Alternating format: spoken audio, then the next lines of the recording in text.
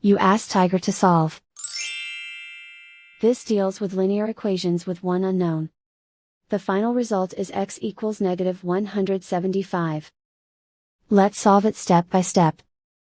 Simplify the expression. Group like terms. Simplify the arithmetic. Group all constants on the right side of the equation. Add 25 to both sides. Simplify the arithmetic.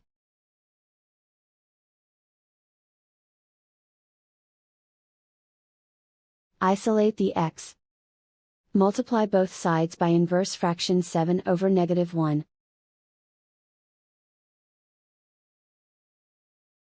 Group like terms. Multiply the coefficients. Simplify the arithmetic.